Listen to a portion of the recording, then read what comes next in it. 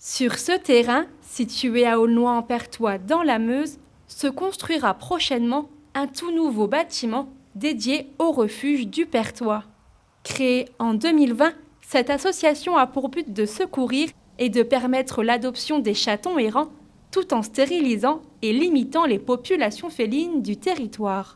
Pour les chatons, dans les gros refuges, c'est pas évident au niveau des maladies. C'est des animaux qui sont pas encore vaccinés et tout petits comme ça, ils ont des besoins spécifiques. Ils ont besoin d'être biberonnés, vraiment dans une pièce à part, de faire encore plus de précautions sur les maladies. Et je voulais vraiment un refuge, qui leur est dédié. Ainsi, 50 mètres carrés seront dédiés à ce refuge.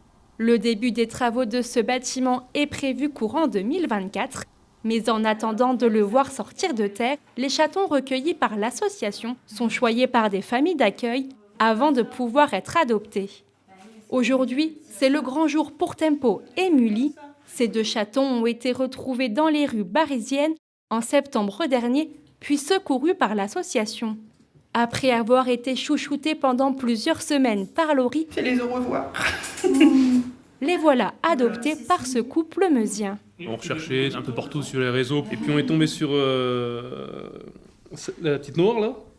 Et puis j'ai vu qu'il y avait sa sœur aussi et je voulais pas les séparer, alors du coup on a pris les deux. À chaque fois, c'est bizarre, on s'y attache, comme on les a tout petits, qu'on les biberonne, qu'on se lève la nuit, qu'on s'en occupe, on s'y attache forcément et quand ils partent, ça fait toujours un petit pincement.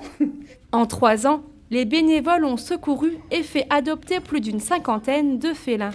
C'est les sauver, c'est leur donner une chance parce que dehors, quand ils sont tout petits, ils sont livrés à eux-mêmes. Au total, 5 familles accueillent et s'occupent bénévolement des chatons afin de leur donner une seconde chance loin de la rue. On n'a pas assez de familles d'accueil, donc on refuse des prises en charge. Donc plus on aura de familles d'accueil et de bénévoles pour nous aider, plus on pourra sauver de chatons. Donc oui, on en recherche autant que possible en fait. Après quelques pas hésitants, Tempo et Mully se sont facilement adaptés à leur nouvel environnement. Le refuge du Perthois espère pouvoir encore sauver de nombreux jeunes félins dans les années à venir.